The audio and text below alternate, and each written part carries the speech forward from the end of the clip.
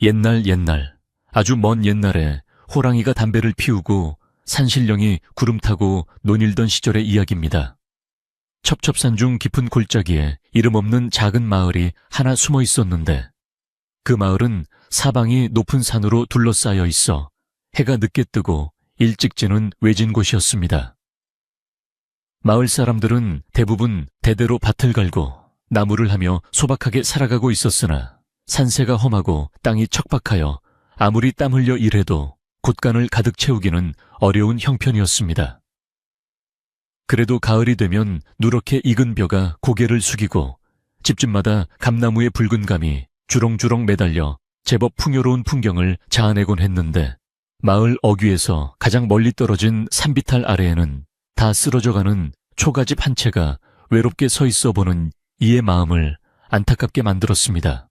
그 집은 지붕의 이형이 썩어 군데군데 하늘이 보일 지경이었고 흙벽은 비바람에 씻겨 내려가 앙상한 나무 뼈대가 드러나 있어 금방이라도 거센 바람이 불면 폭삭 주저앉을 것처럼 위태로워 보였습니다. 이 허름한 초가집에는 병든 과부 한 사람이 홀로 살고 있었는데 그녀는 젊은 시절 남편을 잃고 자식 하나 없이 모진 세파를 견디며 살아온 기구한 운명의 여인이었습니다.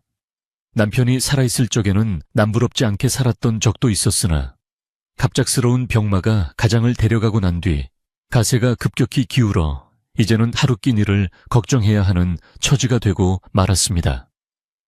과부의 얼굴은 오랜 병치레로 인해 핏기 하나 없이 창백했고 앙상하게 마른 손마디는 마치 말라비틀어진 나뭇가지처럼 거칠었으며 깊게 패인 주름 사이에는 그동안 겪어온 삶의 고단함과 슬픔이 고스란히 배어 있었습니다. 그녀는 몸이 아파 거동조차 힘들었기에 남들처럼 산에 가서 나무를 하거나 밭일을 할 수도 없어 마을 사람들이 밭을 갈고 남은 이삭을 줍거나 산나무를 캐어 근근히 목숨을 이어가고 있었습니다. 마을 사람들은 그런 과부를 딱하게 여겨 가끔 시래기나 감자 몇 알을 가져다 주기도 했지만 다들 제 살 길이 바빠 그녀를 살뜰히 챙겨줄 여유는 없었습니다. 어느덧 산골 마을에도 늦가을에 차가운 바람이 불어오기 시작했고 들판의 곡식들은 모두 거두어져 황량한 빈들만 남게 되었습니다. 겨울이 코앞으로 다가오자 마을 사람들은 겨우내 먹을 김장을 담그고 땔감을 마련하느라 분주하게 움직였지만 과부의 집은 쥐 죽은 듯 고요하기만 했습니다. 그녀의 집 부엌에는 땔감이 거의 떨어져 아궁이가 차갑게 식어 있었고 쌀독을 열어보면 바닥을 긁어도 쌀 한 톨 나오지 않을 만큼 텅 비어 있어 다가올 겨울을 어떻게 날지 막막하기만 했습니다. 과부는 찬바람이 숭숭 들어오는 방 안에 웅크리고 앉아 쿨럭쿨럭 마른 기침을 토해내며 뚫어진 문풍지 사이로 들어오는 황소바람을 온몸으로 맞아야 했습니다. 그녀는 멍하니 천장을 바라보며 자신이 왜 이렇게 모진 목숨을 부지하고 있는지 한탄하기도 했지만 마음 깊은 곳에서는 언젠가 볕들 날이 오지 않을까 하는 신락 같은 희망을 버리지 못하고 있었습니다. 해는 뉘엿뉘엿 서산으로 넘어가고 땅거미가 마을을 덮기 시작하자 집집마다 밥 짓는 연기가 모락모락 피어올라 구수한 냄새가 골짜기를 가득 채웠습니다. 하지만 과부의 집 굴뚝에서는 연기 한 줄기 피어오르지 않았고 그녀는 배고픔을 잊기 위해 차가운 물 한 사발을 들이키며 쓰린 속을 달래야 했습니다. 과부는 자리에서 일어나 비틀거리며 부엌으로 나가보았지만 먹을 것이라고는 말라비틀어진 시래기 몇 줄기와 소금 단지뿐이어서 한숨만 푹 내쉬었습니다. 아이고, 이놈의 팔자야. 남들은 따뜻한 밥에 국 말아먹고 아랫목에서 쉴 텐데 나는 언제쯤 이 지긋지긋한 가난에서 벗어날 수 있을까? 과부는 혼잣말을 중얼거리며 텅 빈 부엌을 둘러보았고 그 소리는 썰렁한 벽에 부딪혀 공허하게 되돌아올 뿐이었습니다. 그녀의 기침소리는 밤이 깊어질수록 더욱 심해졌고 가슴을 쥐어뜯는 듯한 통증이 밀려올 때마다 그녀는 식은땀을 흘리며 방바닥을 뒹굴어야 했습니다. 밤이 되자 산골의 기온은 급격히 떨어져 입김이 나올 정도로 추워졌고 과부는 얇은 솜이불 하나에 의지해 추위를 견뎌야 했습니다. 이불이라야 솜이 다 뭉치고 해져서 덮으나 마나 한 것이었지만 그마저도 없으면 당장 얼어 죽을 판이었기에 그녀는 이불을 머리 끝까지 뒤집어 쓰고 몸을 웅크렸습니다. 밖에서는 매서운 바람이 나뭇가지를 흔들며 윙윙거리는 소리를 내었고 마치 귀신이 우는 듯한 그 소리에 과부는 더욱 몸을 떨며 두려움에 떨어야 했습니다. 차라리 내가 눈을 감고 다시는 깨어나지 않는다면 이 고통도 끝이 날 텐데. 그녀는 잠시 나약한 생각을 하기도 했지만 돌아가신 부모님과 남편을 생각하며 마음을 다잡으려 애썼습니다. 그녀는 비록 가진 것은 없어도 마음만은 누구보다 곱고 착해서 지나가는 개미 한 마리도 함부로 죽이지 못하는 심성을 지니고 있었기에 하늘이 자신을 완전히 버리지는 않았을 것이라 믿고 싶었습니다. 다음날 아침 늦가을 서리가 하얗게 내려앉은 마당으로 나선 과부는 힘겹게 몸을 움직여 마당 구석에 있는 작은 텃밭을 살펴보았습니다. 서리를 맞아 시들해진 배추 몇 포기와 무 몇 개가 전부였지만 이것이라도 잘 갈무리해야 겨우내 굶어 죽지 않을 것이라 생각하며 꽁꽁 언손을 호호 불어가며 밭일을 시작했습니다. 흙이 얼어붙어 호미질을 할 때마다 손목이 시큰거렸고 허리가 끊어질 듯 아파왔지만 그녀는 쉬지 않고 일을 했습니다.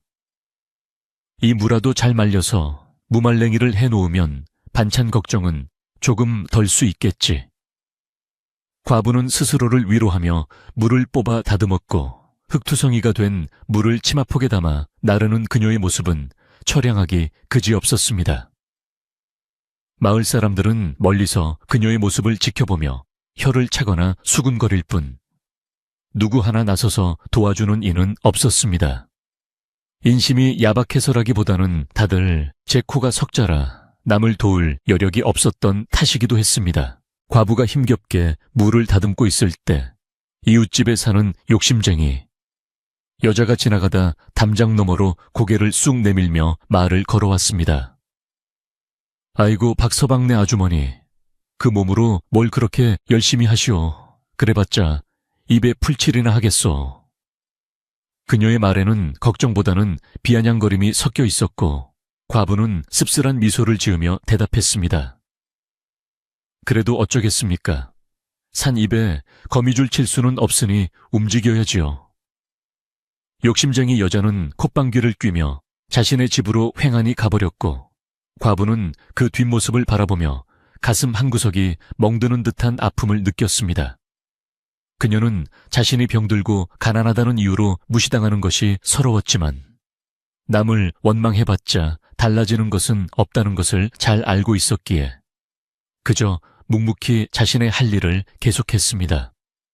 과부의 집 마당에는 늦가을의 햇살이 힘없이 비추고 있었고 그 햇살마저도 그녀의 얼어붙은 몸과 마음을 녹이기에는 턱없이 부족해 보였습니다. 점심때가 되었지만 과부는 끼니를 때울 쌀이 없어 아침에 캐온 물을 썰어 맹물에 넣고 끓인 무국으로 허기를 달래야 했습니다. 쌀알 하나 섞이지 않은 맑은 국물이었지만 뜨거운 국물이 들어가자 얼었던 몸이 조금이나마 녹는 것 같았습니다. 그녀는 숟가락으로 국물을 떠먹으며 예전에 남편과 함께 햅쌀밥에 고깃국을 먹던 시절을 떠올렸습니다. 그때는 세상 부러울 것 없이 행복했었는데 어쩌다 이렇게 비참한 꼴이 되었는지 야속한 세월이 원망스러울 뿐이었습니다. 부엌 한 구석에 놓인 뒤주를 바라보던 과부는 문득 뒤주 바닥에 쌀겨라도 남아있지 않을까 하는 생각에 뒤주 뚜껑을 열어보았지만 쥐들이 드나든 흔적만 있을 뿐 쌀겨 한 줌조차 보이지 않았습니다. 쥐들도 먹을 게 없어 우리 집은 피하나 보네. 과부는 자조 섞인 웃음을 터뜨리며 뒤주 뚜껑을 닫았고 그 소리가 텅 빈 부엌에 크게 울려 퍼졌습니다.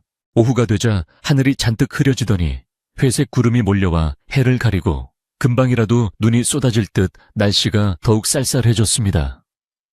과부는 다가올 눈볼에 대비해 뚫어진 문구멍을 덧바를 종이를 찾았지만 집안 어디에도 쓸만한 종이는 없었습니다. 그녀는 할 수 없이 헌 옷가지를 찢어 문구멍을 틀어막았고 바람에 덜컹거리는 문짝을 고정하기 위해 돌멩이를 주워와 문지방에 괴어 놓았습니다.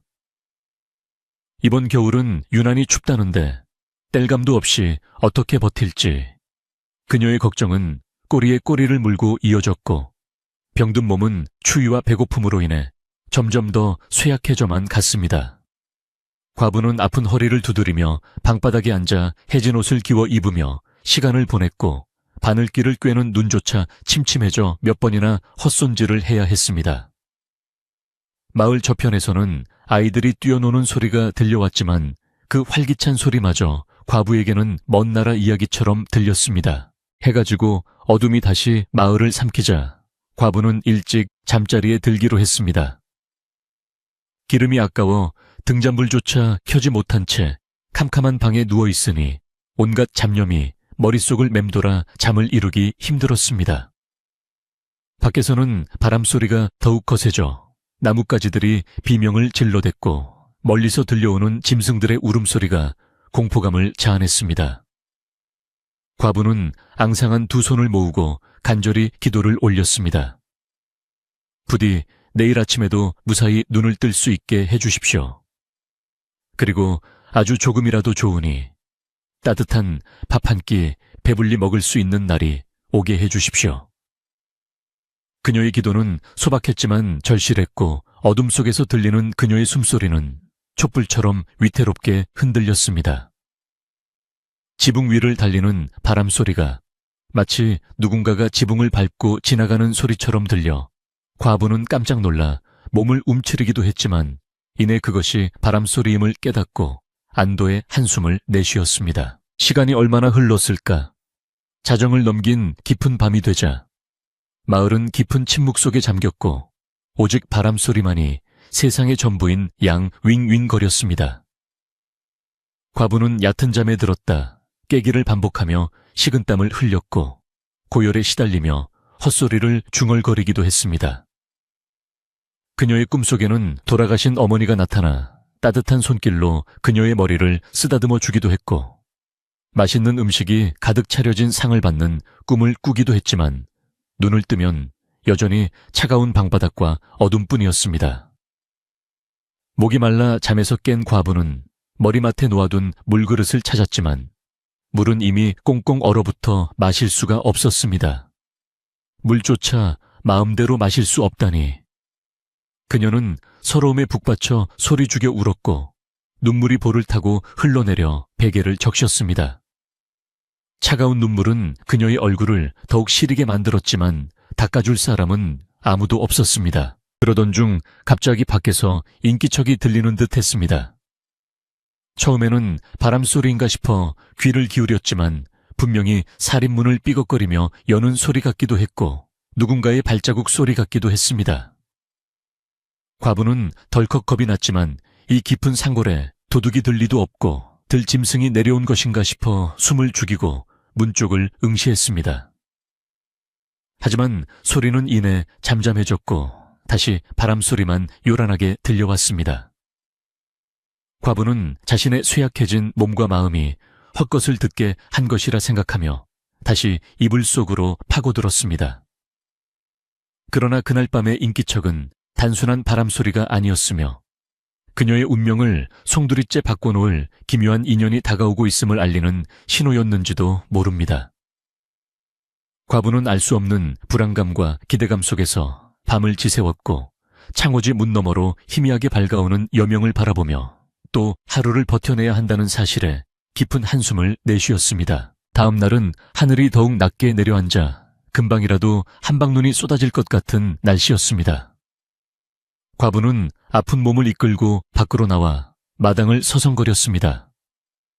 찬 공기가 폐부 깊숙이 들어와 기침이 멈추지 않았지만 방 안에만 있다가는 우울한 생각에 질식해버릴 것 같아 억지로라도 몸을 움직여야 했습니다. 그녀는 마당 한 구석에 쌓아둔 장작더미를 보며 한숨을 쉬었습니다. 남은 장작이라고는 며칠 버티지 못할 양이었고 산에 가서 나무를 해올 기력도 없었기 때문입니다. 이 장작이 다 떨어지면 냉골에서 얼어 죽겠구나. 과부는 절망적인 생각에 사로잡혀 하늘을 올려다보았고 회색빛 하늘은 그녀의 마음만큼이나 암울해 보였습니다. 그때 마을 어귀 쪽에서 웅성거리는 소리가 들려왔고 개 짖는 소리가 요란하게 울려 퍼졌습니다. 무슨 일인가 싶어 과부는 까치발을 하고 담장 너머를 내다보았지만 거리가 멀어 무엇인지 정확히 보이지는 않았습니다. 마을 사람들의 웅성거림은 점점 커져만 갔고 과부의 집 쪽으로 조금씩 다가오는 듯 했습니다. 평소 조용하던 마을에 무슨 병고가 생긴 것은 아닌지 걱정이 된 과부는 살인문 쪽으로 걸어갔습니다. 몸이 무거워 발을 떼기가 힘들었지만 호기심과 불안감이 그녀를 문 쪽으로 이끌었습니다. 문을 열고 밖을 내다보니 저 멀리서 한 노인이 지팡이를 짚고 비틀거리며 걸어오는 모습이 희미하게 보였습니다. 노인의 행색은 남루하기 짝이 없었고 바람에 휘날리는 긴 머리카락과 수염은 엉망으로 헝클어져 있어 마치 산에서 내려온 야인처럼 보였습니다. 마을 아이들이 노인의 뒤를 쫓으며 돌을 던지거나 놀려대고 있었고 어른들은 문을 걸어 잠그거나 혀를 차며 노인을 피하고 있었습니다. 과부는 그 모습을 보고 가슴이 철렁 내려앉았습니다. 저 노인이 누구이기에 마을 사람들이 저토록 모질게 대하는 것일까 하는 의문과 함께 치근한 마음이 들었기 때문입니다. 노인은 집집마다 들러 무언가를 애원하는 듯 했지만 문전박대를 당하기 일쑤였습니다. 어떤 집에서는 물 한 바가지 끼얹으며 쫓아내기도 했고 어떤 집에서는 빗자루를 들고 나와 위협을 하기도 했습니다. 노인은 아무런 대꾸도 하지 않고 그저 고개를 숙인 채 다음 집으로 발길을 옮길 뿐이었습니다. 그 모습이 너무나 처량하고 안쓰러워 과부는 눈을 뗄 수가 없었습니다. 자신도 끼니를 걱정해야 하는 처지이면서 저 노인이 겪고 있는 수모가 남의 일 같지 않게 느껴졌습니다. 노인은 점점 과부의 집 쪽으로 다가오고 있었고 과부는 저 노인이 자신의 집 문을 두드린다면 어떻게 해야 할지 고민에 빠졌습니다. 가진 것이라고는 쥐꼬리만큼 남은 쌀과 시래기뿐인데 저 노인을 대접할 수 있을까 하는 현실적인 걱정이 앞섰지만 그냥 돌려보내기에는 그녀의 마음이 너무 약했습니다. 바람이 거세지면서 첫눈이 흩날리기 시작했습니다. 하얀 눈송이가 하나둘 떨어지더니 금세 온 세상을 하얗게 덮을 기세로 쏟아져 내렸습니다. 눈발 사이로 노인의 모습이 더욱 가까워졌고 이제는 그의 얼굴에 패인 주름과 퀭한 눈동자가 보일 정도로 가까워졌습니다. 노인은 추위에 떨며 입술이 파랗게 질려 있었고 집신은 다 해져서 발가락이 삐져나와 붉게 얼어 있었습니다. 과부는 그 모습을 보고 더 이상 망설일 수가 없었습니다. 비록 자신도 내일 먹을 양식이 없는 처지지만 이 추운 날씨에 밖에서 떨고 있는 노인을 모른 척할 수는 없었습니다. 사람이 살다 보면 어려운 일을 당할 수도 있는 법인데 어찌 저리 매몰차게 대할까? 과부는 마을 사람들의 야박함에 혀를 차며 살인문을 활짝 열어두고 노인을 기다리기로 마음먹었습니다. 눈보라가 몰아치는 회색빛 하늘 아래 초라한 초가집 마당에 서 있는 병든 과부와 마을 사람들의 냉대 속에 비틀거리며 걸어오는 묘한 노인. 두 사람의 만남은 마치 정해진 운명처럼 다가오고 있었고 과부의 집 주위로는 적막만이 감돌았습니다.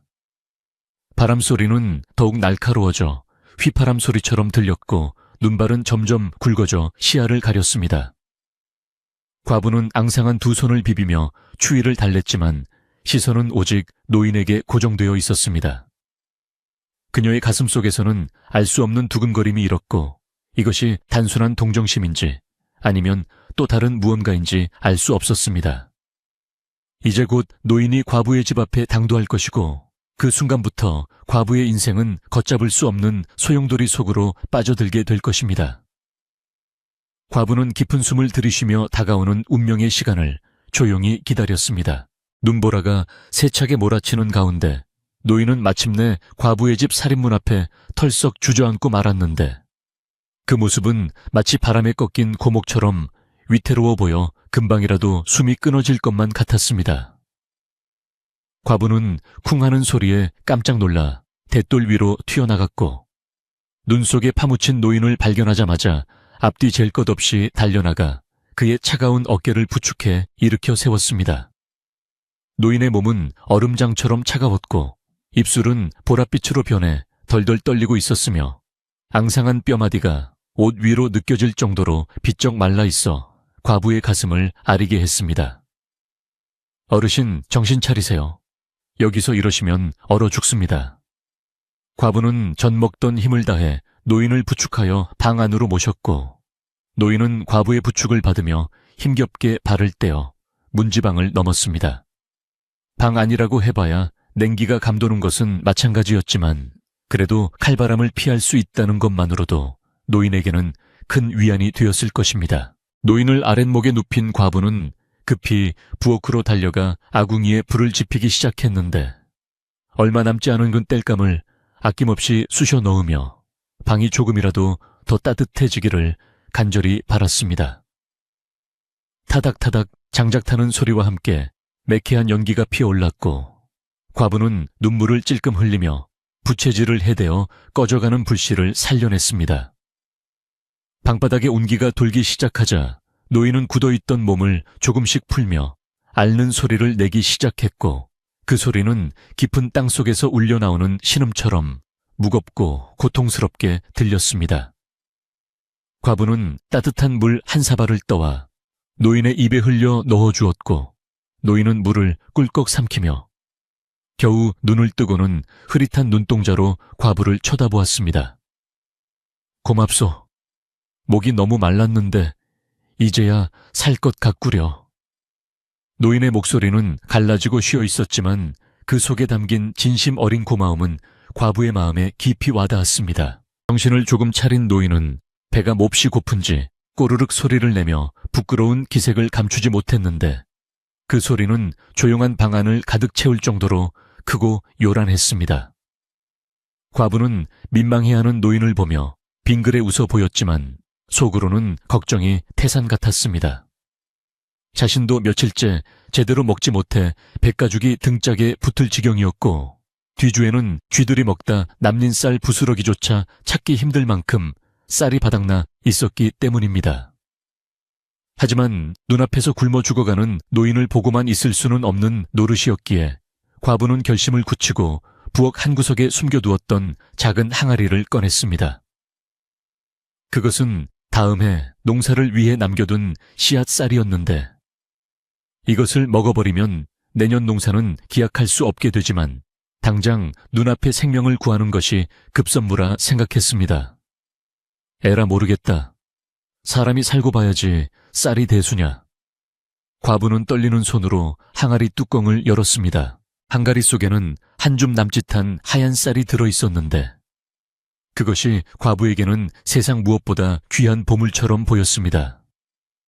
과부는 쌀을 바가지에 붓고 조심스럽게 씻기 시작했는데 쌀알 하나라도 흘려 내려갈까봐 숨조차 크게 쉬지 못하고 정성을 다해 씻었습니다. 맑은 물에 씻긴 쌀은 윤기가 흘러 더욱 먹음직스러워 보였고 솥에 앉히고 물을 맞추는 과부의 손길에는 간절한 정성이 가득 담겨 있었습니다. 아궁기에 불을 떼고 밥이 끓기를 기다리는 동안 밥 냄새가 솔솔 풍겨 나오기 시작하자 과부의 빈속은 더욱 요동을 쳤습니다. 구수한 밥 냄새는 얇은 흙벽을 뚫고 밖으로 퍼져나갔고 그 냄새는 눈보라를 타고 이웃집 담장을 넘어 욕심쟁이 여자의 코끝에 닿게 되었습니다. 아니, 이게 무슨 냄새야. 저 찢어지게 가난한 집에서 밥 냄새가 나다니. 욕심쟁이 여자는 밥 냄새를 맡자마자 귀신같이 알아채고는 문을 벌컥 열고 밖으로 나왔는데 그녀의 코는 개코보다 더 예민해서 마을의 숟가락 개수까지 꿰뚫고 있을 정도였습니다. 그녀는 의아한 표정으로 킁킁거리며 냄새의 근원지를 찾아 나섰고 곧 그 냄새가 과부의 집 부엌에서 나오고 있다는 것을 확인하고는 심술이 덕지덕지 붙은 얼굴로 과부네 집으로 달려왔습니다. 살인문을 거칠게 밀치고 들어온 욕심쟁이 여자는 부엌에 쭈그리고 앉아 불을 떼고 있는 과부를 보며 앙칼진 목소리로 소리쳤습니다. 아이고, 박서방네 쌀이 없어서 굶어 죽는다더니 이게 무슨 밥 냄새야. 어디서 쌀이라도 훔쳐온 거야.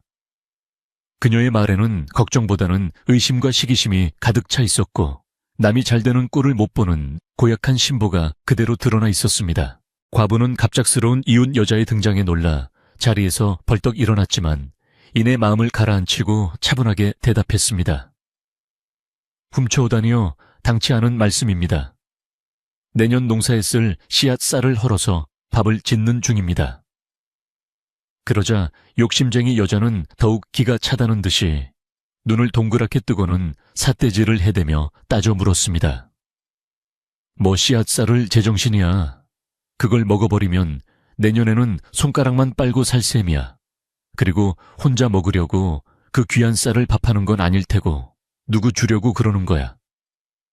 여자의 시선은 열린 방문 틈으로 보이는 노인에게 꽂혔고 꾀죄죄한 노인이 아랫목에 누워있는 것을 보자마자 입에 거품을 물고 펄쩍 뛰었습니다.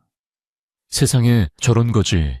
늙은이한테 그 귀한 쌀밥을 해 먹인다고 자기는 굶어 죽을 판에 남 좋은 일만 시키네. 욕심쟁이 여자는 과부를 향해 온갖 비아냥과 독설을 퍼부어댔는데 그녀의 말은 비수처럼 날아와 과부의 가슴에 꽂혔습니다. 내 참 기가 막혀서 동네 사람들한테는 쌀 한 톨 없다고 징징대더니 지나가는 거지한테는 인심을 펑펑 쓰시네 그려.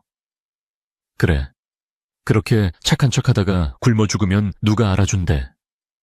여자는 코웃음을 치며 침까지 퇴 뱉고는 마치 더러운 것을 본 것처럼 몸서리를 치며 부엌을 나갔습니다.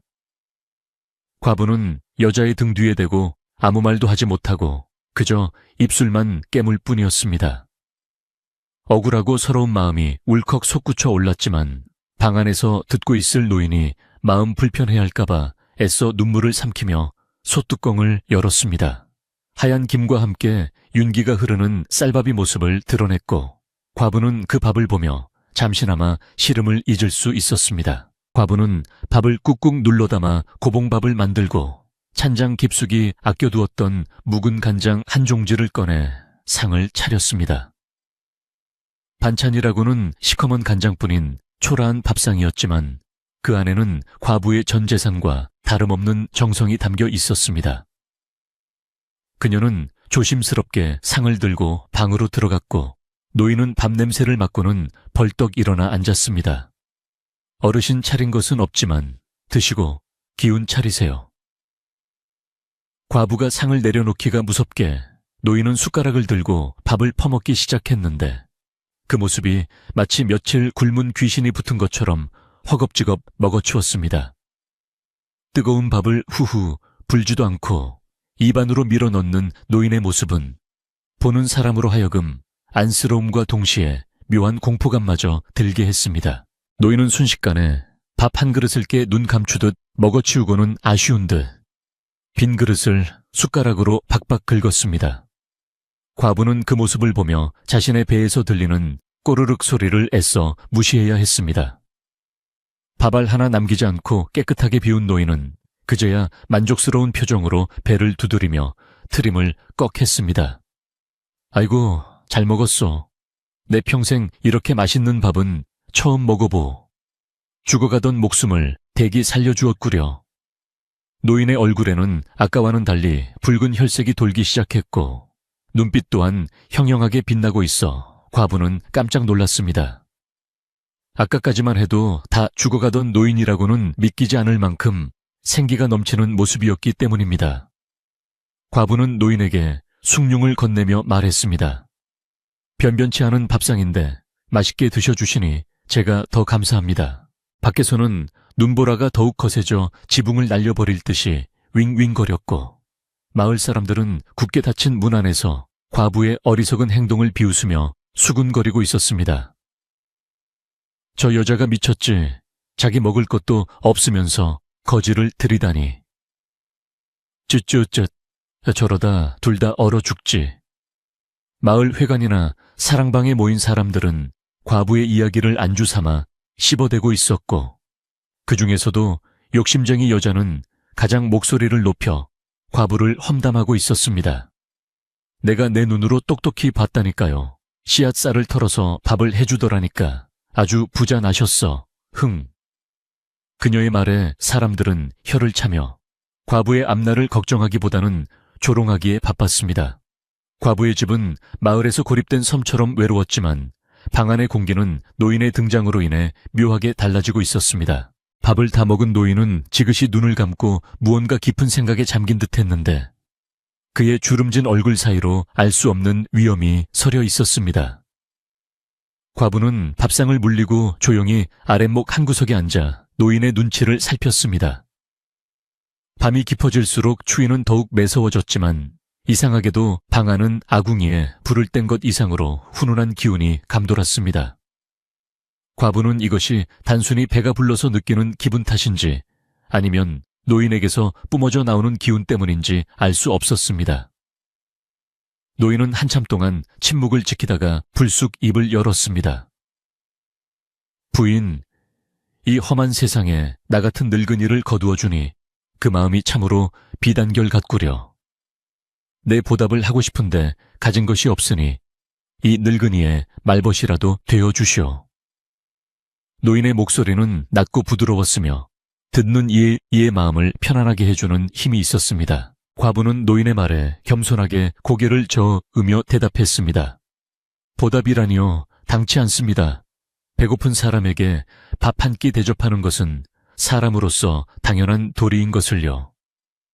그러나 노인은 의미심장한 미소를 지으며 과부의 얼굴을 빤히 쳐다보았습니다. 당연한 도리라. 그 당연한 것을 행하는 사람이 드문 세상이지요. 부인은 복을 받을 것이오. 아주 큰 복을. 노인의 말은 예언처럼 들리기도 했고 그저 밥값으로 하는 덕담처럼 들리기도 했습니다. 과부는 그저 쓴웃음을 지으며 당장 내일 먹을 끼니가 없는 현실을 걱정할 뿐이었습니다. 하지만 노인의 눈빛은 흔들림이 없었고 마치 과부의 미래를 꿰뚫어 보고 있는 듯 깊고 투명했습니다. 밤은 점점 깊어 삼경을 넘어서고 있었고 밖에서는 눈이 무릎까지 쌓여 온 세상을 하얗게 덮어가고 있었습니다. 과부는 노인에게 헌 이불을 덮어드리고 자신은 윗목에서 웅크리고 누웠지만 배고픔과 추위 그리고 알 수 없는 기대감 때문에 쉽게 잠들 수가 없었습니다. 노인은 이내 코를 골며 깊은 잠에 빠져들었고 드르렁거리는 코골이 소리가 방 안을 규칙적으로 울렸습니다. 과부는 그 소리를 자장가 삼아 겨우 눈을 붙였지만 꿈속에서도 하얀 쌀밥과 노인의 형형한 눈빛이 번갈아 나타나 그녀를 어지럽혔습니다. 과부의 집 지붕 위로 눈은 계속해서 쌓여갔고 이 눈이 그치고 나면 그녀의 삶에 어떤 변화가 찾아올지 아무도 알 수 없었습니다. 이튿날 아침 눈이 그치고 해가 떴을 때 세상은 눈부시게 빛나고 있었습니다. 과부는 늦게까지 잠을 자다가 새소리에 놀라 눈을 떴는데 방 안은 이미 환한 햇살로 가득 차 있었습니다. 그녀는 화들짝 놀라 이불을 걷어차고 일어나 아랫목을 살펴보았지만 노인의 모습은 온데간데 없고 텅 빈 이불만이 덩그러니 놓여 있었습니다. 어르신, 과부는 방문을 열고 마당으로 나가 노인을 찾았지만 마당에는 아무런 발자국도 남아있지 않았습니다. 밤새 눈이 와서 발자국이 지워진 것일까 생각했지만 처마 밑이나 눈이 쌓이지 않은 곳에도 노인의 흔적은 찾아볼 수 없었습니다. 마치 연기처럼 홀연히 사라진 노인을 생각하며 과부는 허탈한 마음에 마루 끝에 걸터 앉았습니다. 그때 과부의 눈의 방 한 구석에 놓인 낯선 물건 하나가 들어왔습니다. 그것은 노인이 짚고 다니던 낡고 뒤틀린 지팡이였는데 지팡이 머리 부분에 헝겊으로 싼 작은 주머니가 매달려 있었습니다.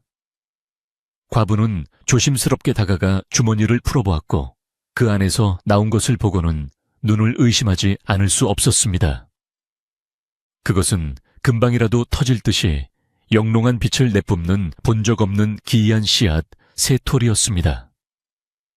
씨앗에서는 은은한 향기가 풍겨나왔고 손에 쥐는 순간 따뜻한 온기가 온몸으로 퍼져나가는 것을 느낄 수 있었습니다.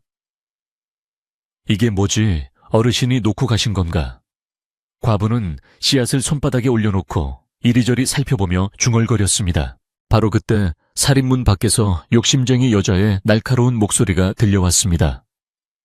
박서방네, 아직도 자나 그 거지 늙은이는 갔어. 밥 얻어먹고 도망갔나 보네. 쯧쯧. 욕심쟁이 여자는 아침부터 염탐을 하러 온 것이 분명했습니다. 그녀는 담장 너머로 고개를 쭉 빼고 마당을 훑어보더니 과부의 손에 들린 것을 보고 눈을 번뜩였습니다. 어마 그 손에 든 건 뭐야? 번쩍거리는 게 금덩이 아니야. 여자의 눈은 탐욕으로 이글거렸고 금방이라도 담을 넘어와 뺏을 기세였습니다. 과부는 황급히 주머니를 치마폭에 감추며 시치미를 떼었습니다. 아무것도 아닙니다. 그냥 돌멩이에요. 하지만 욕심쟁이 여자는 의심의 눈초리를 거두지 않았고 입맛을 다시며 중얼거렸습니다.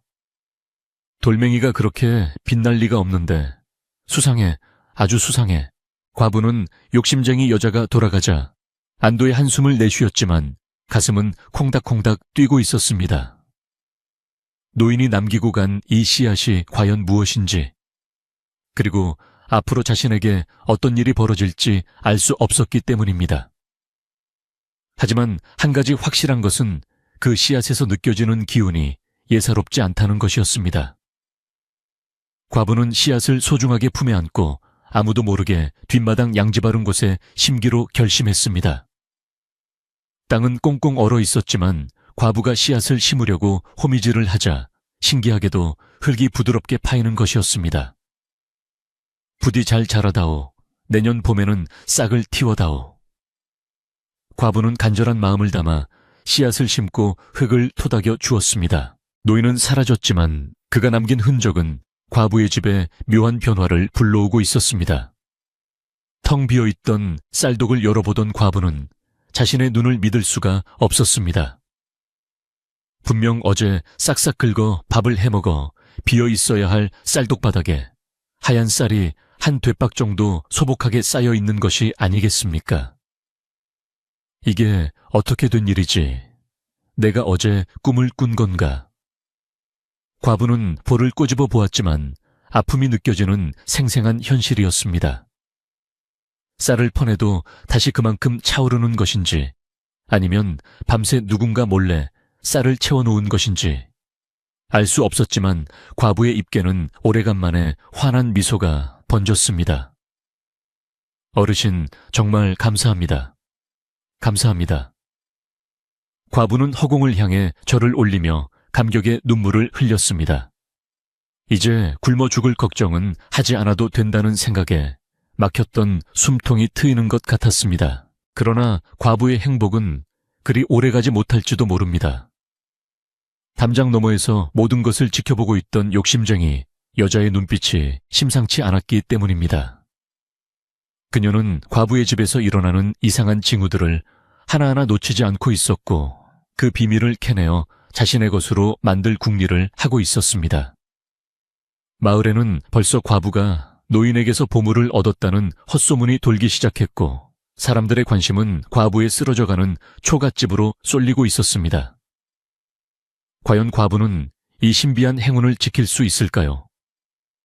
그리고 노인이 남긴 씨앗은 어떤 기적을 보여줄까요? 눈 덮인 상골 마을에 다시금 긴장감이 감돌기 시작했습니다. 과부의 집 뒤뜰, 양지 바른 곳에 심어진 씨앗. 새톨은 차가운 겨울바람과 꽁꽁 얼어붙은 대지 속에서도 죽지 않고 깊은 잠을 자고 있었는데 그곳은 과부의 간절한 기도와 정성이 깃든 성스러운 장소가 되어가고 있었습니다. 과부는 매일 아침 눈을 뜨자마자 세수도 전에 뒤뜰로 달려가 씨앗을 심은 자리를 살펴보았고 혹여나 들짐승이 파헤치지 않았는지 밤새 내린 눈이 너무 두껍게 쌓이지 않았는지 노심초사하며 돌보았습니다. 비록 겉으로 보기에는 아무런 변화가 없는 황량한 흙바닥일 뿐이었지만 과부는 흙 속에서 미세하게 전해져 오는 따뜻한 온기를 느낄 수 있었고 그것이 노인이 남긴 신비한 생명력임을 믿어 의심치 않았습니다. 그녀는 틈만 나면 부엌 아궁이에 따뜻한 재를 긁어모아 흙 위에 뿌려주며 거름이 되게 하였고 찬바람을 막기 위해 지프로 작은 울타리까지 쳐주는 등 지극정성으로 씨앗을 보살폈습니다. 그러던 어느 날 새벽 과부는 물을 기르러 우물가에 갔다가 돌아오는 길에 뒤뜰에서 피어오르는 기이한 서기를 목격하게 되었는데 그것은 마치 땅속에서 무지개가 솟아오르는 듯한 신비로운 광경이었습니다. 깜짝 놀란 과부가 물동이를 내려놓고 황급히 달려가 보니 꽁꽁 얼어붙은 흙을 뚫고 연두색 새싹 3개가 뾰족하게 고개를 내밀고 있는 것이 아니겠습니까? 한겨울 추위 속에서는 풀 한 폭이 자라지 못하는 것이 자연의 이치이건만 이 새싹들은 추위 따위는 아랑곳하지 않고 싱그러운 생명력을 뿜어내고 있었습니다. 더욱 놀라운 것은 새싹 주위에 눈이 모두 녹아내리고 훈훈한 기운이 감돌아 마치 그곳만 봄이 온 것 같은 착각을 불러 일으킨다는 점이었습니다. 과부는 떨리는 손으로 새싹을 어루만지며 감격에 겨워 눈물을 흘렸고 이것이 노인이 약속한 복의 시작임을 직감했습니다. 새싹이 돋아난 후로 과부의 집에는 믿을 수 없는 일들이 연이어 일어나기 시작했는데 가장 큰 변화는 과부의 몸에서 나타났습니다. 오랫동안 그녀를 괴롭히던 지긋지긋한 기침이 씻은 듯이 멈추었고 창백하고 거칠었던 피부에는 분홍빛 혈색이 돌기 시작하여 몰라보게 젊고 건강해진 모습으로 변해갔습니다. 뼈만 앙상했던 몸에는 살이 오르고 힘이 붙어 물동이를 머리에 이고도 가볍게 걸을 수 있게 되었으며 밤이면 찾아오던 오한과 통증도 눈 녹듯 사라져 과부는 매일 밤 깊은 잠을 잘 수 있게 되었습니다. 마을 사람들은 멀리서 과부를 볼 때마다 고개를 갸웃거리며 저 집 여자가 회춘이라도 했나 며칠 전만 해도 다 죽어가더니 어찌 저리 펄펄 날아다니지 하고 수군거렸지만 과부는 그저 빙그레 웃을 뿐 아무런 대꾸도 하지 않았습니다. 뒤뜰의 새싹은 하루가 다르게 쑥쑥 자라났는데 그 성장 속도가 실로 놀라워 아침에 보면 한 뼘, 저녁에 보면 2뼘이 자라있을 정도였습니다. 며칠이 지나지 않아 새싹은 어른 허리춤까지 오는 튼튼한 줄기로 자라났고 그 줄기는 일반적인 식물과는 달리 황금빛이 감도는 옥색을 띠고 있어 보는 이에 눈을 부시게 했습니다. 잎사귀 하나하나가 옥쟁반처럼 넓적하고 윤기가 흘렀으며 바람이 불 때마다 맑은 옥굿을 굴러가는 소리가 들려와 과부의 귀를 즐겁게 해주었습니다. 과부는 이 신비한 식물이 혹여나 남의 눈에 띌까봐 낮에는 거적으로 덮어두고 밤에만 살짝 걷어보며 정성껏 돌보았는데 식물에서 뿜어져 나오는 향긋한 냄새가 온 집안을 가득 채워 냄새만 맡아도 배가 부른 듯한 기분이 들었습니다. 한편 쌀독의 기적 또한 계속되고 있었는데 과부가 밥을 짓기 위해 쌀을 퍼내면 퍼낸 만큼 다시 쌀이 차오르는 신비한 현상은 멈추지 않았습니다. 처음에는 두려움 반 기쁨 반으로 쌀을 퍼내던 과부도 이제는 감사하는 마음으로 매일 따뜻한 밥을 지어 먹었고 남는 쌀로는 떡을 빚어 지나가는 배고픈 나그네나 동네 아이들에게 몰래 나누어 주기도 했습니다.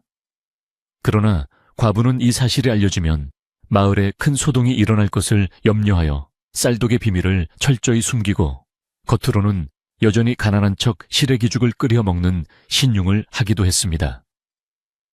하지만 굴뚝에서 피어오르는 구수한 밥 냄새와 과부의 얼굴에 흐르는 윤기까지 숨길 수는 없었기에 이웃집 욕심쟁이 여자의 의심은 날이 갈수록 커져만 갔습니다. 욕심쟁이 여자는 밤낮으로 과부의 집을 감시하며 꼬투리를 잡으려 혈안이 되어 있었는데 그녀는 과부가 밤마다 뒤뜰로 나가 무언가를 속삭이고 들어온다는 사실을 눈치채고 있었습니다. 저 여자가 밤마다 뒤뜰에서 무슨 짓을 하는 거지? 혹시 굿이라도 하는 건가? 아니면 숨겨둔 보물단지라도 확인하는 건가? 여자는 궁금증을 참지 못해 병이 날 지경이었고 급기야 남편 몰래 담벼락에 구멍을 뚫어 과부의 집 뒤뜰을 훔쳐보기로 결심했습니다. 칠흑 같은 어둠이 깔린 밤 욕심쟁이 여자는 도둑고양이처럼 살금살금 담벼락으로 다가가 미리 뚫어놓은 구멍에 눈을 가져다 대었고 그 순간 그녀의 입에서는 헉하는 소리가 절로 터져 나왔습니다. 담구멍을 통해 본 과부의 뒤뜰은 별천지나 다름없었는데 거적을 살짝 걷어낸 식물에서 황금빛 서광이 뿜어져 나와 주변을 대나처럼 환하게 비추고 있었기 때문입니다.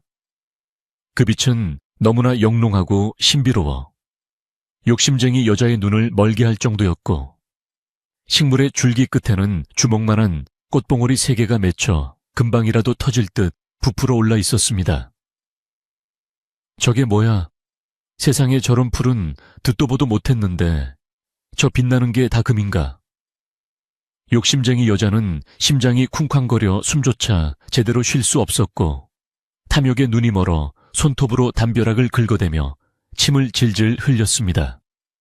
그녀는 직감적으로 저 식물이 노인이 주고 간 보물임을 깨달았고, 그것을 빼앗고 싶은 욕망에 온몸을 부들부들 떨었습니다. 다음 날부터 욕심쟁이 여자의 태도가 180도 바뀌었는데, 그녀는 아침 일찍부터 과부의 집을 찾아와 알랑방귀를 뀌며 친한 척을 하기 시작했습니다. 아이고, 박서방네 얼굴이 환해졌네 그려. 무슨 좋은 약이라도 먹었어. 나랑 같이 나눠 먹지 응. 여자는 과부의 손을 덥석 잡고 문지르며 눈웃음을 쳤지만 그 눈 속에는 시커먼 속내가 뱀처럼 또아리를 틀고 있었습니다. 과부는 여자의 갑작스러운 친절이 부담스럽고 의심스러웠지만 내치지 못하고 어색하게 웃으며 대꾸했습니다.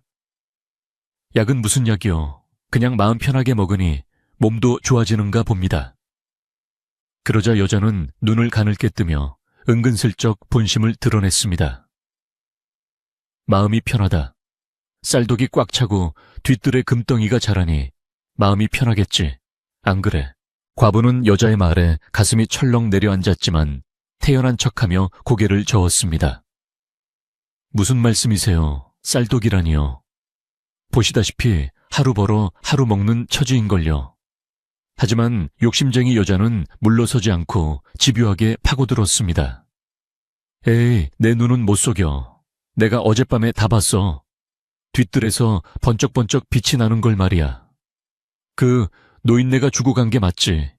우리 사이에 비밀이 어디 있어 콩 한쪽도 나눠 먹는 게 이웃 사촌인데. 여자는 막무가내로 부엌으로 밀고 들어가 쌀독 뚜껑을 열어젖히려 했고, 과부는 황급히 그녀를 막아섰습니다. 두 여인 사이에 실랑이가 벌어졌고, 과부의 힘이 예전과 달리 세진 탓에 욕심쟁이 여자는 뒤로 밀려나 엉덩방아를 찍고 말았습니다. 바닥에 나뒹군 욕심쟁이 여자는 분하고 원통하여 악을 쓰며 소리를 질렀습니다. 이 여자가 힘이 장산해 역시 뭔가 먹은 게 분명해. 네가 감히 나를 밀쳐두고 보자. 내가 동네방네 다 소문내서 네가 요물단지를 키운다는 걸 알릴 테다. 여자는 씩씩거리며 밖으로 뛰쳐나갔고, 과부는 불안한 마음에 문을 걸어 잠그고 주저앉았습니다. 이제 비밀을 지키기는 틀렸다는 생각에 눈앞이 캄캄해졌고, 욕심쟁이 여자가 마을 사람들을 선동하여 몰려올 것을 생각하니 두려움이 엄습했습니다. 과부는 뒤뜰로 나가 식물 앞에 무릎을 꿇고 간절히 기도했습니다. 어르신, 제발 저를 지켜주세요. 이 귀한 선물이 화가 되지 않게 도와주세요.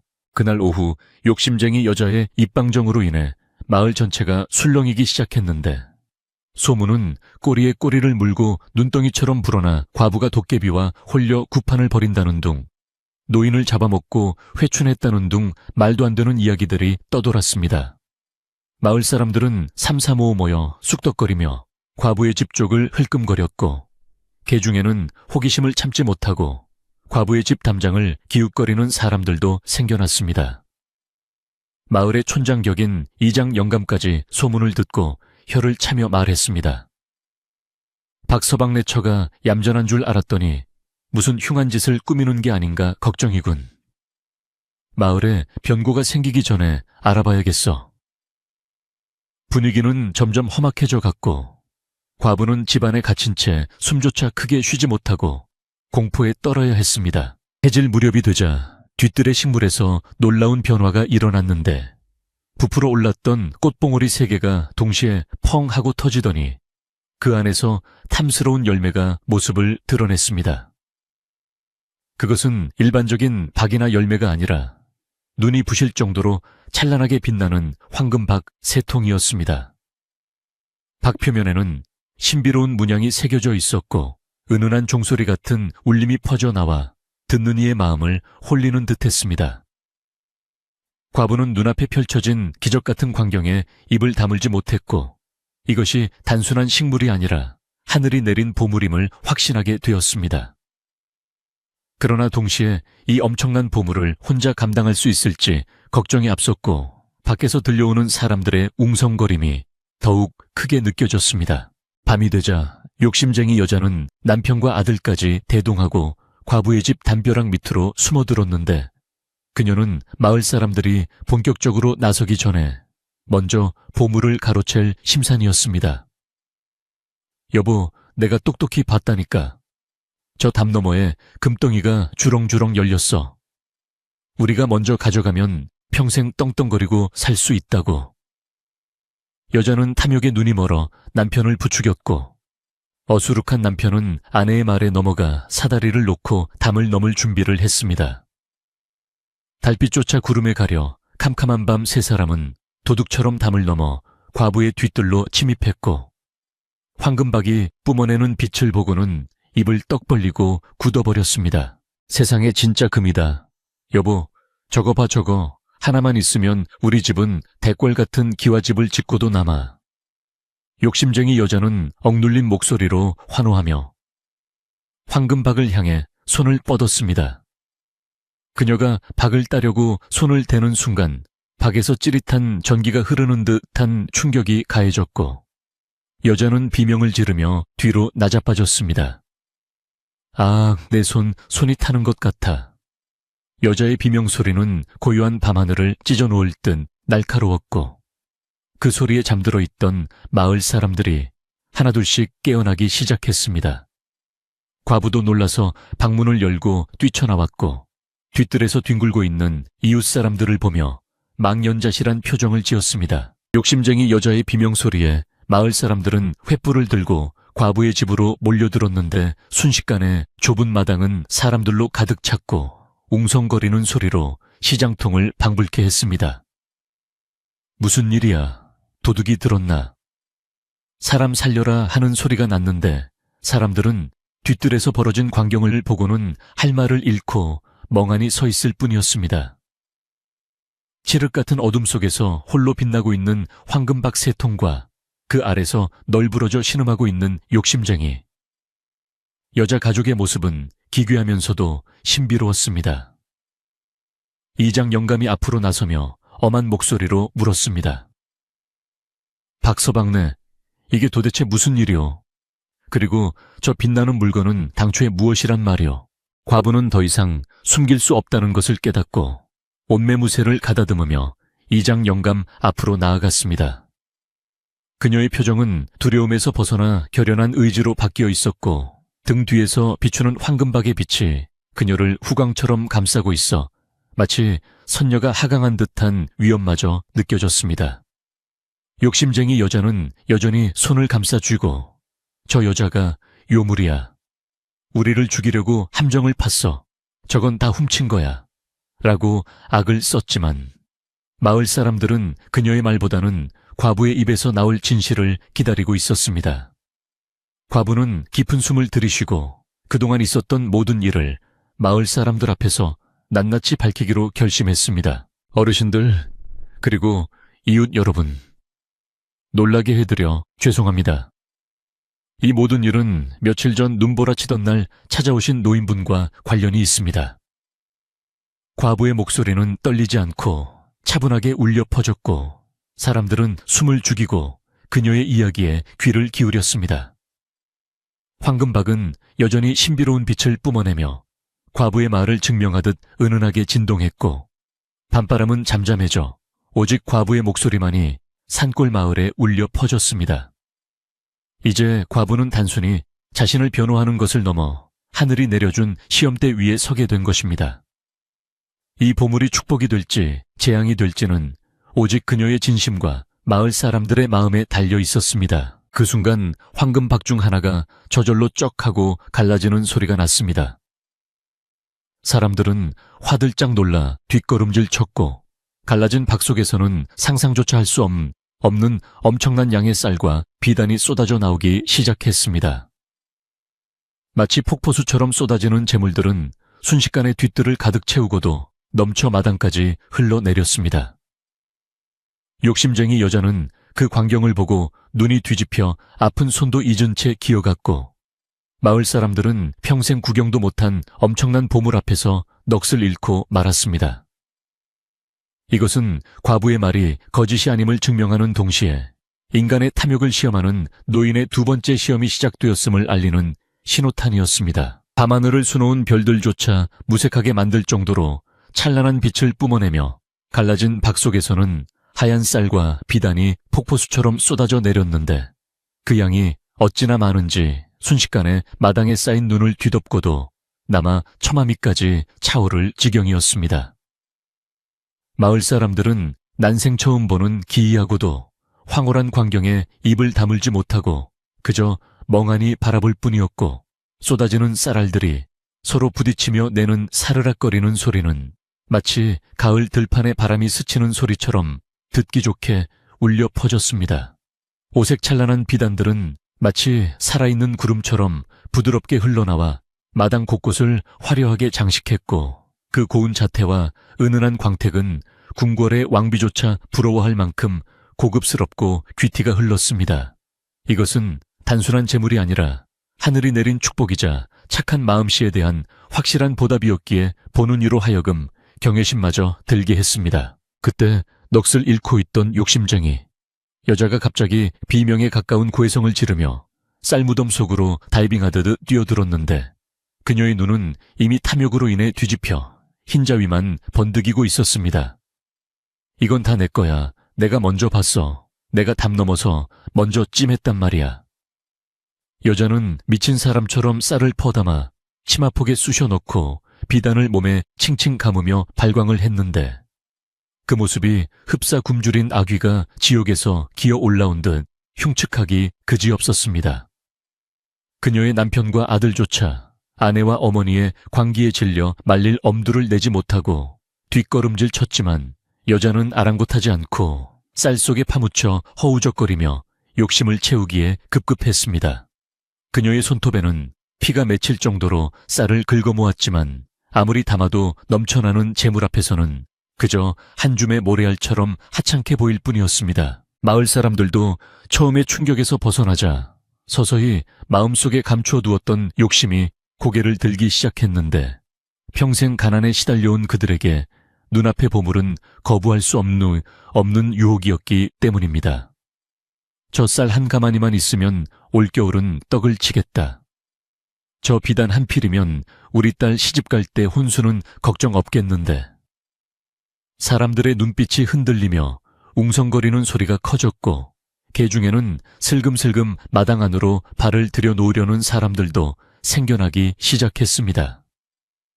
분위기가 점점 과열되어 자칫하면 폭동이라도 일어날 듯 험악해지자 과부는 두려움에 떨며 뒤로 물러섰고 욕심쟁이 여자는 다가오는 사람들을 향해 흙을 뿌리며 저항했습니다. 이대로 두었다가는 하늘이 준 선물이 피를 부르는 재앙이 될 수도 있는 일촉즉발의 상황이었습니다. 바로 그 순간 마을의 최고 어른인 이장 영감이 지팡이로 땅을 쿵 하고 내리찍으며 천둥 같은 호통을 쳤습니다. 다들 멈추지 못할까? 하늘이 보고 있고 땅이 듣고 있거늘 어찌 이리 경거망동한단 말이냐. 이장 영감의 목소리에는 서리빨 같은 위험이 서려 있어 흥분했던 마을 사람들은 찬물을 끼얹은 듯 조용해졌고 욕심쟁이 여자조차 놀라서 동작을 멈추었습니다. 영감은 쌀독에 파묻힌 여자를 매섭게 노려보며 꾸짖었습니다. 자네는 부끄러움도 모르는가? 남의 집 마당에 도둑처럼 들어와 행패를 부리고도 모자라. 이제는 하늘이 내린 복을 가로채려 하다니 당장 그 더러운 손을 치우지 못할까? 영감의 호통에 여자는 억울하다는 듯 입을 삐죽거리며 대들었습니다. 아니, 이게 왜 박서방네 것입니까? 이 마을 땅에서 났으면 우리 모두의 것이지. 그리고 내가 제일 먼저 발견했으니 임자가 따로 있습니까? 이장 영감은 기가 차다는 표정으로 혀를 차고는 몸을 돌려 떨고 있는 과부에게 다가가 부드러운 목소리로 물었습니다. 부인, 이제 모든 것을 숨김없이 털어놓게나. 저 욕심 많은 여자가 헛소리를 하지 못하도록 자네가 겪은 일을 여기 모인 사람들 앞에서 소상히 밝혀주게. 그래야 마을의 질서가 바로 서고 자네도 떳떳해질 수 있을 걸세. 과부는 영감의 격려에 용기를 얻어 앞으로 나섰고 떨리는 목소리를 가다듬으며 며칠 전 눈보라치던 밤의 이야기를 시작했습니다.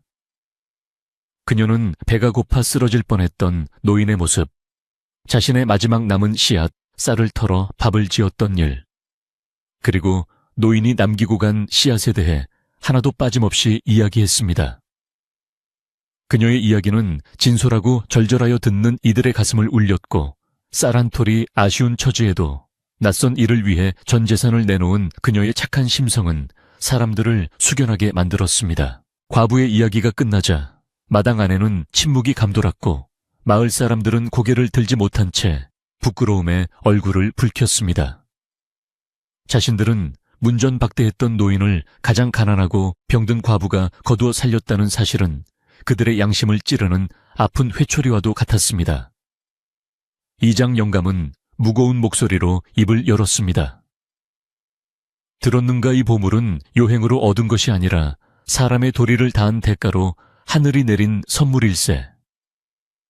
우리 중 누가 감히 저 물건에 손을 댈 자격이 있단 말인가. 마을 사람들은 맞습니다 어르신 말씀이 100번 지당합니다. 하며 고개를 끄덕였고 과부를 의심하고 시기했던 자신들의 행동을 뉘우치며 사과했습니다. 박서방네, 우리가 미안했네. 자네가 그리 깊은 뜻이 있는 줄도 모르고. 사람들의 사과에 과부는 눈시울을 붉히며 고개를 숙였습니다. 하지만 욕심쟁이 여자는 여전히 포기하지 않고 악을 쓰며 발버둥을 쳤습니다. 흙말만 번지르르하게 하면 다야. 저게 다 꾸며낸 이야기인지 누가 알아. 그 노인네가 도둑놈이었을 수도 있고 저 여자가 어디서 훔쳐온 걸 수도 있잖아. 증거 있어, 증거 있냐고. 여자는 자신의 탐욕을 정당화하기 위해 억지를 부렸고 쌀더미 위에서 뒹굴며 비단을 꽉 움켜쥐었습니다. 그러자 놀라운 일이 벌어졌습니다. 여자가 움켜쥔 고운 비단이 순식간에 시커먼 숫덩이로 변해버리고 그녀가 깔고 앉은 하얀 쌀알들이 거친 모래와 돌멩이로 변해버린 것입니다. 여자는 뜨거운 숯을 잡은 듯 비명을 지르며 손을 털어냈고 모래바닥에 엉덩이를 찔려 펄쩍 뛰어올랐습니다. 아이고 뜨거워, 아이고 따가워. 이게 뭐야, 왜 이래. 그 광경을 본 마을 사람들은 경악을 금치 못했고 이장 영감은 엄숙한 표정으로 말했습니다. 보아라 재물에도 눈이 있어 주인을 알아보는 법이다. 탐욕스러운 마음으로 만지니 보물이 오물로 변하는 것을 똑똑히 보았느냐. 이것이야말로 하늘이 내린 명백한 증거가 아니고 무엇이겠느냐. 욕심쟁이 여자가 손을 떼자 숫덩이는 다시 비단으로, 모래는 다시 쌀로 변하는 기적이 일어났습니다. 여자는 믿을 수 없다는 듯 다시 손을 뻗어보았지만 결과는 마찬가지였습니다. 그녀가 손만 대면 귀한 보물들이 순식간에 쓸모없는 쓰레기로 변해버리니 여자는 공포에 질려 더 이상 욕심을 부릴 엄두를 내지 못하고 뒷걸음질 쳤습니다. 마을 사람들은 웅성거리며 여자를 향해 손가락질을 했고 천벌을 받으려고 작정을 했구먼 하며 혀를 찼습니다. 망신살이 뻗친 욕심쟁이 여자는 얼굴이 홍당무처럼 빨개져서 쥐구멍이라도 찾고 싶은 심정이었습니다. 남편과 아들은 부끄러워서 고개도 들지 못하고 여자를 잡아 끌었고 여자는 분한 마음에 씩씩거리면서도 마을 사람들의 따가운 시선을 견디지 못하고 도망치듯 집으로 내뺐습니다. 두고 보자, 내가 이대로 물러날 줄 알고. 여자의 목소리가 멀어지자 마당에는 다시 평화가 찾아왔고 과부는 안도의 한숨을 내쉬었습니다. 이장 영감은 과부에게 다가와 따뜻하게 위로하며 말했습니다. 자네가 큰일을 겪었네. 이제 방해꾼도 사라졌으니 이 많은 재물을 어찌할지 천천히 생각해 보게나. 과부는 잠시 쌀과 비단을 바라보며 생각에 잠겼습니다. 평생 만져보지 못한 큰 재산이었지만 그녀는 이것을 혼자 독차지할 생각이 추호도 없었습니다. 과부는 결심이 선 듯 맑은 눈빛으로 마을 사람들을 둘러보며 말했습니다. 어르신, 그리고 이웃 여러분. 이 재물은 저 혼자 쓰기에는 너무나 많고 과분합니다. 게다가 제가 병들고 힘들 때 비록 넉넉지는 않았어도 여러분이 나눠주신 시래기와 감자 덕분에 목숨을 부지할 수 있었습니다. 그러니 이 쌀과 비단을 마을 분들과 함께 나누고 싶습니다. 과부의 말에 마을 사람들은 귀를 의심했습니다. 그 귀한 보물을, 그것도 자신들을 구박했던 사람들에게 기꺼이 나누어 주겠다니 과부의 마음 씀씀이가 부처님 가운데 토막보다 더 넓고 자비롭게 느껴졌습니다. 아니, 박서방네, 그게 정말인가? 우리가 염치 없어서 어찌 받겠나? 사람들은 미안한 마음에 사양하려 했지만 과부는 손사래를 치며 웃었습니다. 혼자 배부른 것보다 함께 웃는 것이 더 좋지 않겠습니까? 오늘 밤은 이 쌀로 밥을 지어 다 같이 배불리 먹었으면 좋겠습니다. 과부의 진심 어린 제안에 마을 분위기는 순식간에 축제 분위기로 바뀌었습니다. 사람들은 환호성을 지르며 기뻐했고 누구라고 할 것 없이 팔을 걷어붙이고 나섰습니다. 아낙네들은 집집마다 솥을 걸고 불을 지피기 시작했고 장정들은 쌀가마니를 나르고 멍석을 깔아 잔치 준비를 했습니다. 과부의 집 마당은 금세 거대한 부엌기자 연회장으로 변모했고 곳곳에서 타오르는 횃불이 밤을 대낮처럼 환하게 밝혔습니다. 큰 가마솥에 물이 끓고 햅쌀이 들어가자 골짜기 전체에 고소하고 달콤한 밥 냄새가 진동을 했는데 그 냄새는 세상 어떤 산의 진미와도 비교할 수 없을 만큼 향긋하여 맡는 것만으로도 기운이 솟는 듯 했습니다. 아이들은 신이 나서 마당을 뛰어다녔고 어른들은 떡을 치고 반찬을 만들며 웃음꽃을 피웠습니다. 한쪽에서는 남자들이 비단을 정리하여 마을의 가난한 집들에게 공평하게 나누어줄 준비를 했고 또 다른 쪽에서는 과부의 허름한 집을 보수하기 위해 솜씨 좋은 목수들이 모여 의논을 했습니다. 이런 경사가 또 어디 있겠나. 우리 마을이 생긴 이래 제일 기쁜 날일세. 이장 영감은 흐뭇한 표정으로 곤방대를 물고 마을의 활기찬 모습을 지켜보았습니다.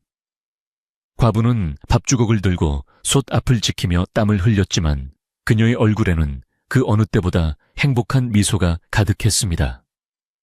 자신이 베푼 작은 친절이 이렇게 큰 기쁨으로 돌아와온 마을을 행복하게 만들 줄은 꿈에도 몰랐기 때문입니다. 밥이 다 지어지자 하얀 김이 모락모락 나는 고봉밥이 그릇그릇 담겨 나왔고 사람들은 둘러앉아 꿀맛 같은 밥을 먹으며 서로의 등을 두드려 주었습니다. 박서방네, 정말 고맙네. 내 평생 이렇게 맛있는 밥은 처음이야. 그때 잔치가 무르익어갈 무렵 아직 열리지 않았던 나머지 2개의 박이 웅궁거리며 소리를 내기 시작했습니다. 사람들은 밥숟가락을 멈추고 박을 주목했고 과부도 기대감에 찬 눈으로 박을 바라보았습니다. 2번째, 박이 펑 소리와 함께 갈라지자 그 안에서는 금은 보화가 아니라 각종 농기구와 목수도구 그리고 튼튼한 건축 자재들이 쏟아져 나왔습니다. 빛나는 호미낫, 괭이톱 망치 등은 보기만 해도 튼튼해 보였고 뒤이어 나온 것은 집을 지을 수 있는 잘 다듬어진 목재와 기와였습니다. 이것은 과부가 앞으로 살아갈 터전을 튼튼하게 만들고 마을 사람들이 더 이상 척박한 땅에서 힘들게 일하지 않도록 돕는 실질적인 선물들이었습니다. 사람들은 만세만세를 외치며 환호했고 하늘이 과부의 미래까지 세심하게 보살피고 있음에 감탄했습니다. 3번째, 박이 마지막으로 열리자 그곳에서는 맑고 투명한 약수가 샘물처럼 솟아올랐습니다. 그 물에서는 은은한 약초 향기가 났는데 과부가 그 물을 한 모금 마시자 몸속에 남아있던 마지막 병의 기운이 완전히 사라지고 날아갈 듯 가벼워짐을 느꼈습니다. 마을의 아픈 노인들과 아이들도 그 물을 나누어 마시니 굽은 허리가 펴지고 눈병이 낫는 등 신기한 효험을 보였습니다. 세 번째, 박은 과부의 건강과 마을 사람들의 안녕을 기원하는 치유의 선물이었습니다. 쌀과 비단으로 배와 몸을 채우고 도구와 자재로 삶의 터전을 닦으며 약수로 건강까지 얻게 되니 이보다 더 완벽한 축복은 없을 것이었습니다. 밤이 깊어가도록 잔치는 끝날 줄 몰랐고 웃음소리와 노래소리가 산골짜기를 가득 메웠습니다. 욕심쟁이 여자의 집은 불이 꺼진 채 적막강산이었지만 과부의 집은 마을의 새로운 중심이 되어 환하게 빛나고 있었습니다. 마을 사람들은 과부를 복덩이 아주머니라고 부르며 치켜 세웠고 과부는 쑥스러워하면서도 그들의 정을 기쁘게 받아들였습니다. 한때 마을에 외딴 섬처럼 고립되어 죽음만을 기다리던 과부의 집이 이제는 사람들의 온기로 가득 찬 가장 따뜻한 곳이 된 것입니다. 장작불이 타닥타닥 타오르는 소리와 사람들의 도란도란 이야기, 소리가 어우러져 추운 겨울밤은 그 어느 때보다 훈훈하고 평화롭게 깊어갔습니다. 과부는 밤하늘을 올려다보며 어딘가에서 이 모습을 지켜보고 있을 노인에게 마음속 깊이 감사의 인사를 올렸습니다. 어르신, 부디 안녕히 가십시오. 주신 은혜 평생 잊지 않고 베풀며 살겠습니다. 새벽달기 울 때까지 이어진 잔치가 끝나고 사람들은 배부르고 등 따뜻하게 각자의 집으로 돌아갔습니다. 모두의 손에는 쌀자루와 비단 한 필씩이 들려 있었고 얼굴에는 내일에 대한 희망이 가득 차 있었습니다. 텅 빈 마당에 홀로 남은 과부는 흩어진 뒷정리를 대충 마치고 방으로 들어왔습니다.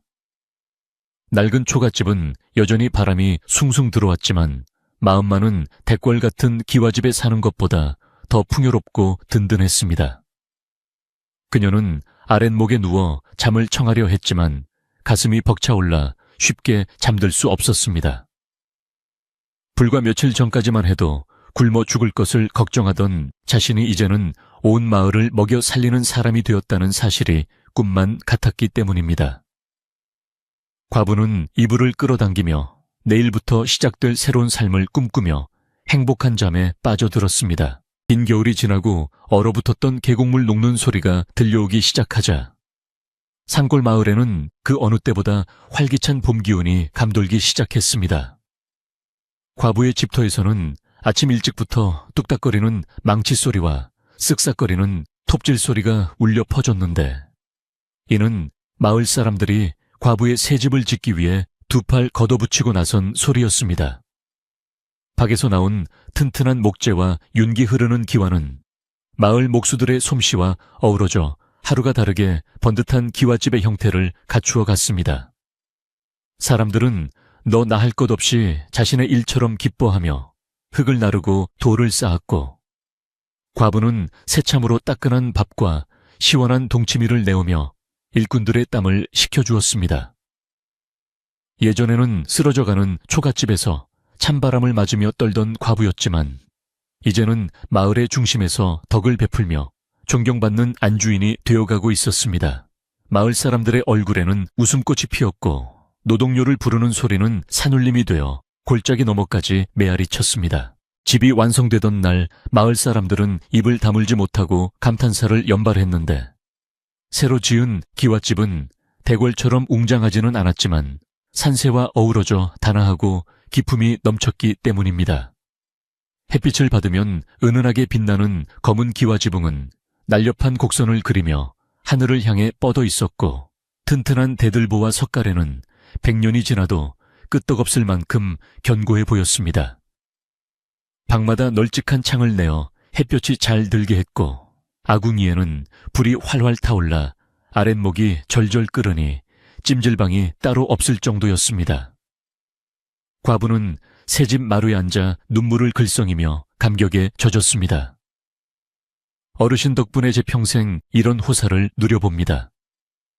이 은혜를 어찌 다 갚을까요? 그녀는 허공을 향해 다시 한번 감사의 마음을 전했고 집안 곳곳에 스며든 노인의 축복을 느끼며 가슴이 벅차올랐습니다. 과부는 부자가 되었지만 결코 거만해지거나 게을러지지 않았는데 그녀는 여전히 새벽같이 일어나 밭을 갈고 씨를 뿌리며 근면한 생활을 이어갔습니다. 비단 옷을 입고 호의호식할 수도 있었지만 그녀는 편안한 무명옷을 즐겨 입으며 마을의 굳은 일에도 앞장섰습니다. 밖에서 나온 농기구들을 마을 공동 창고에 내놓아 누구나 필요할 때 가져다 쓸 수 있게 했고, 쌀독에서 나오는 쌀은 흉년이 들거나 병자가 생긴 집에 아낌없이 나누어 주었습니다. 그녀의 넉넉한 인심 덕분에 마을에는 굶는 사람이 사라졌고 이웃 간의 다툼이 줄어들어 예전보다 훨씬 살기 좋은 곳으로 변모해 갔습니다. 사람들은 과부를 살아있는 보살이라 칭송하며 따랐고 마을 아이들은 그녀를 친할머니처럼 따르며 집 앞을 떠날 줄 몰랐습니다. 한편 욕심쟁이 여자의 집은 날이 갈수록 기울어 갔는데 그녀는 자신의 잘못을 뉘우치기는커녕 화병이 나서 몸져 눕고 말았습니다.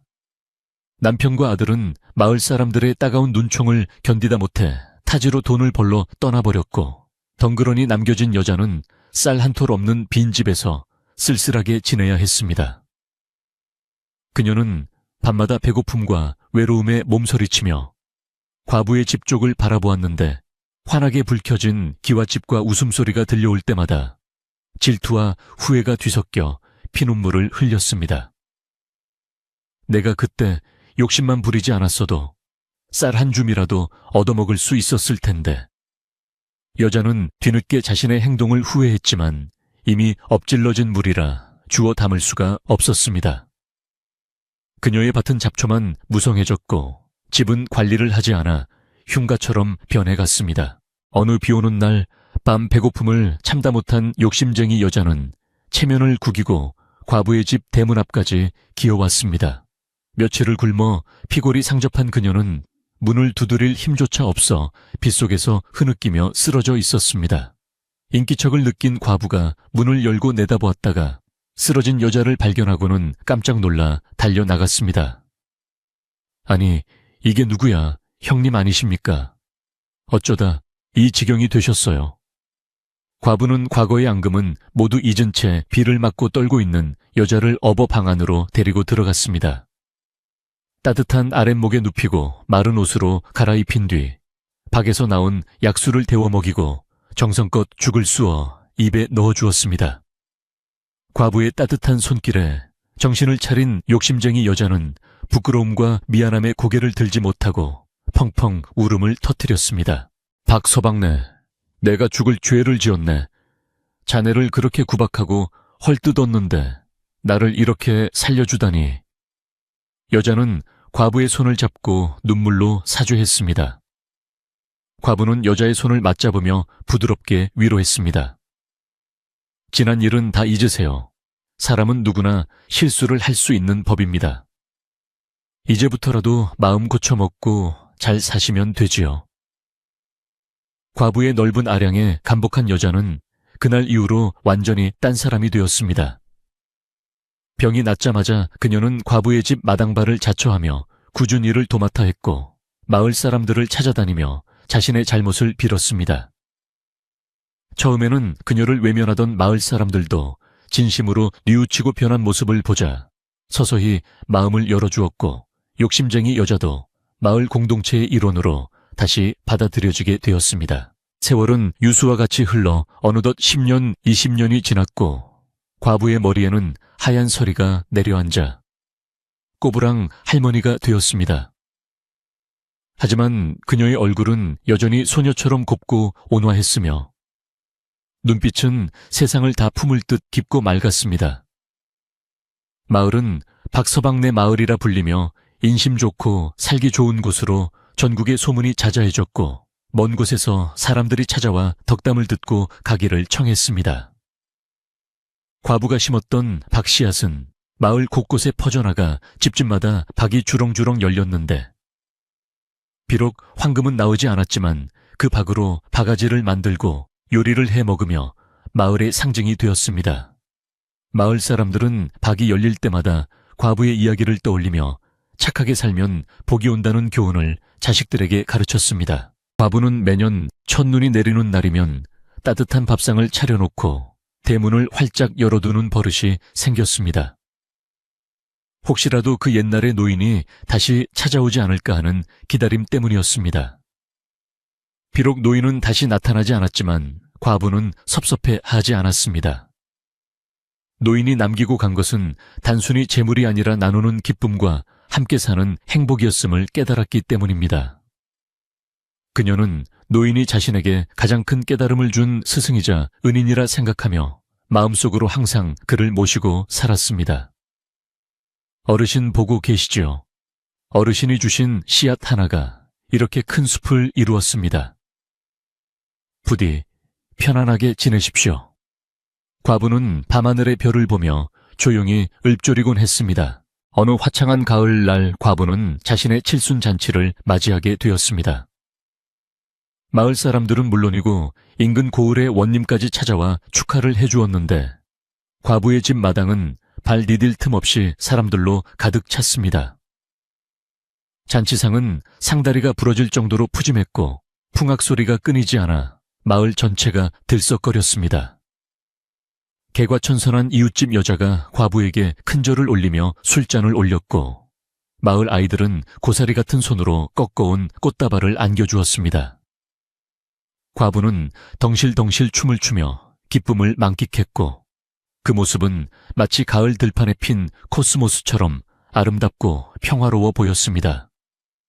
그녀는 자신의 인생을 되돌아보며 고난과 역경이 있었기에 지금의 행복이 더욱 값진 것임을 뼈저리게 느꼈습니다. 잔치가 끝나고 사람들이 모두 돌아간 뒤 과부는 홀로 마루에 앉아 깊어가는 가을밤을 즐겼습니다.